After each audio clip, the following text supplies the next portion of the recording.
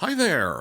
This is a bonus video that I'm splitting off from my main review for the premiere episode of A Knight of the Seven Kingdoms, because the question came up to me, how would you rank all three premiere episodes from the three current series in the Game of Thrones franchise? Specifically the premiere episodes, not the full seasons. But that's really two separate questions. That which is the most faithful to the source material, and more broadly, which is the best TV episode in general, just for a TV-only audience. Well, to start with faithfulness, A Knight of the Seven Kingdoms premiere is obviously the top out of all three, but that's shooting fish in a barrel. That the point I want to stress is that philosophically, it was always going to be the most faithful, not just to House of the Dragon, but to Game of Thrones. Well, first off, with House of the Dragon, there's simply the matter of source material. This is literally the only prequel era that George R.R. Martin has written full prose text narrative for. It's based on finished novellas. So, the House of the Dragon Season 1 series premiere in 2022, that simply wasn't comparable. You can't compare that to something with finished text. The idea of, well, is it in the spirit of the text or the letter of the text? It's never going to be the letter of the text because it's not there, it's an outline. And this is going to be an issue for every other potential spin-off looking ahead 20 years, like Targaryen Conquest, Nymeria, maybe Blackfire Rebellion. Nothing else will ever be an adaptation of prose text written by George R.R. Martin. So yes, it's inherently going to be more faithful than House of the Dragon, but you can't even put those two side by side. They're just too different. But that's not even my main focus. That's obvious. What I want to focus on is the, to me, far more important second part of this. This was always going to be inherently more faithful even than Game of Thrones Season 1 itself, than it ever could have been, just in general principle. Yet there were some writing changes we disagreed with even from the start, which did turn out to be red flags that signaled major changes that only widened as the show went along. I mean, I don't want to get bogged down into it, but like, case in point, changes to Catelyn Stark even in the first episode. That they changed it from her begging with Ned, nearly ordering him, you need to go to King's Landing, to the other way around. In the TV show, she is begging him to stay, being this stereotypical, I'm a mother, I care for my children, and they really gutted her political agency. And there were a lot of complaints about that only got worse as they ignored our complaints through Season 3, that was her only characterization. I don't want to get into that. I'm just saying, oh, there were problems since the first episode. Well, things like that they changed a lot of Catelyn Tully's characterization. Throwing that out, even ignoring that was an issue, though, even if there were entirely different writers, if there's ever a remake, a new adaptation of this, on general principle, the book, A Game of Thrones, the first A Song of Ice and Fire novel, this could never be entirely faithful to Martin's text, simply due to the matter of scale. That even adapting the finished prose text of the first novel, you could never have all of King's Landing on screen in live action. Oh, you can have matte paintings, you can have CGI, I mean, just the imagery that a text invokes and that your mind fills in the blanks of what it's like to be in sets like that. And also, on a practical level, you can't really make a one-for-one fully realized set of King's Landing. You can play around with it, but in contrast, what really stood out for A Knight of the Seven Kingdoms is it actually is a one-for-one correspondence because of its smaller scale. It's entirely from the POV of one character and in only one setting.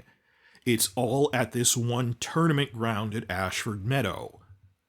That it was physically possible to just build the entire thing. And there's like one or two CGI extensions simply because Ashford Castle is a different castle in a different part of Northern Ireland that they're filming in. So they CGI'd that into the horizon line, but otherwise, it's literally done in this fully realized intensity, basically, that the result is you have this camera following Dunk around through it, and it literally looks like pointing the camera at the images in your head that were evoked from reading it.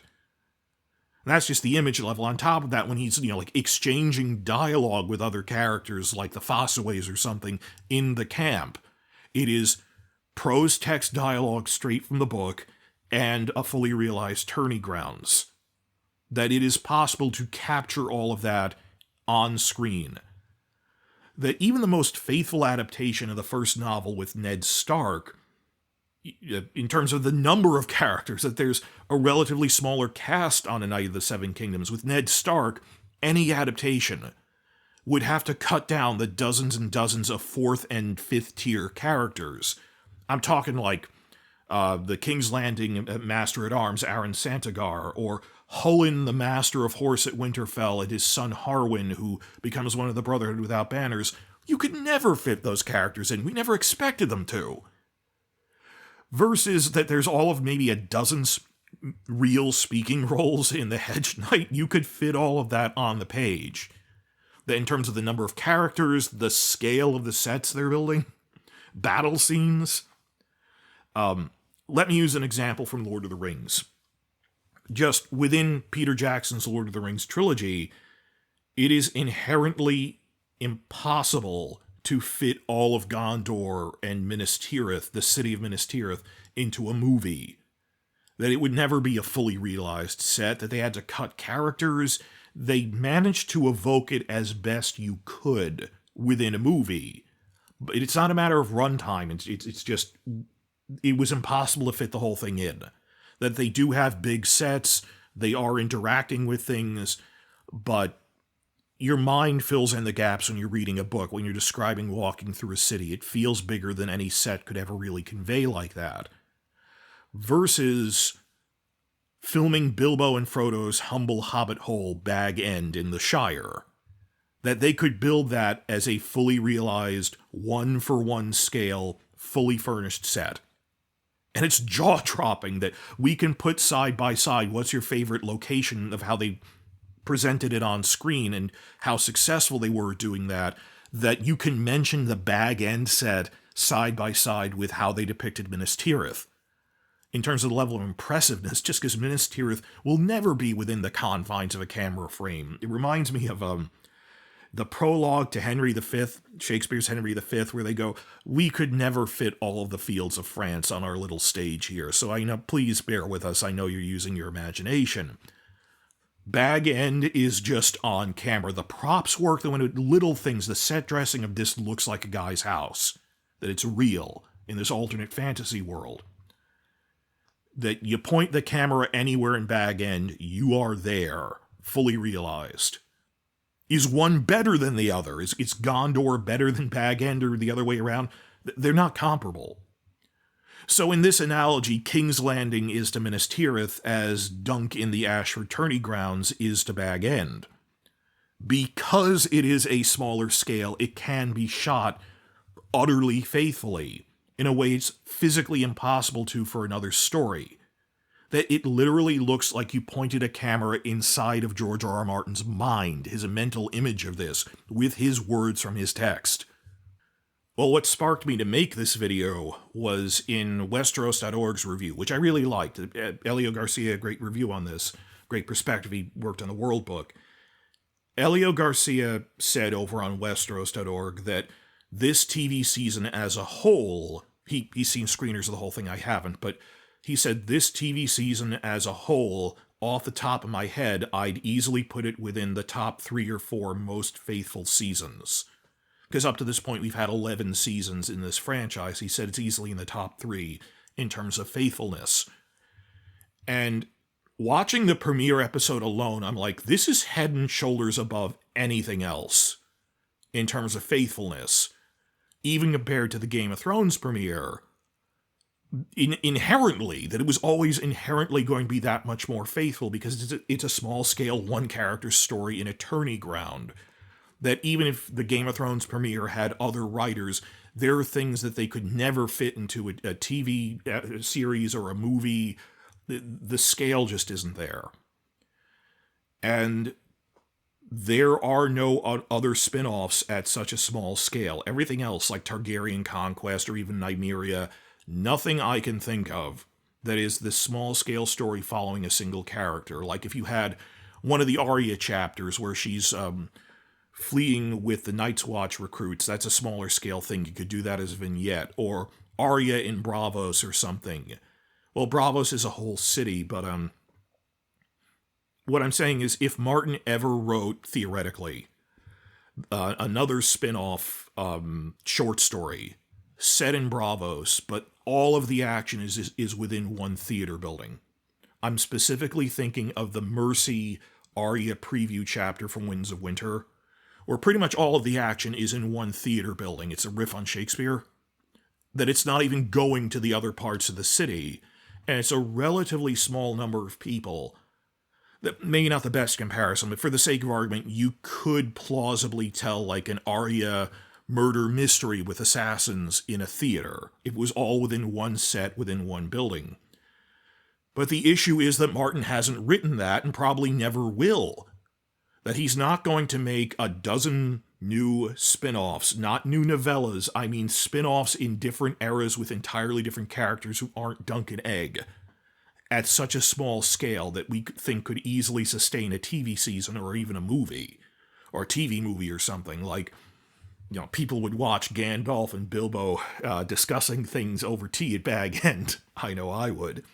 And you could do that as just a one-set thing like a stage play, all within a fully realized set. And just the example I came up with is, you know, like a murder mystery in a Braavos theater, that it's really one set, you don't need to see the whole city. There's no text for it. That even if 30 years from now you come up with a smaller scale vignette story or a murder mystery entirely within the Red Keep set, which they do have a 3-story fully realized interior for, a lot like House of the Dragon Season 1, that you will never have this combination again of a short, intimate, small-scale story with maybe a dozen characters in one location that's not like The Wall, Castle Black and The Wall, no mega structures or cities that you need to build, or it's just some guys in a field or something, or that one-for-one correspondence combined with Martin's prose text. This is never going to happen again, ever. Because he's not going to write more, and we can't, if we invented ones, they wouldn't be his text. In terms of just TV quality, I'd rank this crud loosely equal to the House of the Dragon series premiere. But they're so different that I say I don't even think they're comparable. That's the entire concept behind major awards shows having separate categories for drama or comedy. That the House of the Dragon series premiere introduced a lot of new characters, made them interesting, set up a big political drama, touched on wider scale fate of the world stakes with the White Walker prophecy, had a big action scene right away with attorney. The attorneys in Dunk and Egg will happen later, and it had big drama with the Queen's fatal C-section. The Dunk and Egg premiere had this really interesting shift to a single working class character struggling to get by without major action scenes yet, but endearing characters and a notable comedic tone. It does hook you in with these likable characters, it's just in an entirely different way. That just, you can't really compare drama, comedy, they're so different, I can't really say one is better than the other. I think, you know, obviously House of the Dragon had a bigger job to do, but I can't separate, this is impossible. And the other thing is, I have already read all of the source material, even the outline that they're working off of. I've read Fire and Blood, I've read the Dunk and Egg novellas. It is impossible for me to be able to fully and fairly judge this, because to judge it as a TV series premiere in isolation from the books, because, guys, I can't unread what I've already read. So I'm always going to be comparing it to that. So that's why it's really interesting. I spend a lot of time watching live reactor YouTube channels that don't know the books, because I want to see, is this clear to you guys? Are you interested in this? Because I can't unlearn that. So, House of the Dragon premiere, I could kind of tell it would hook people in because it had the same epic scale as Game of Thrones did. Knight of the Seven Kingdoms, I'm a lot less sure will it hook people in. What I've seen is, pleasantly, a lot of reactor channels said, oh, this is really intriguing for how different it is.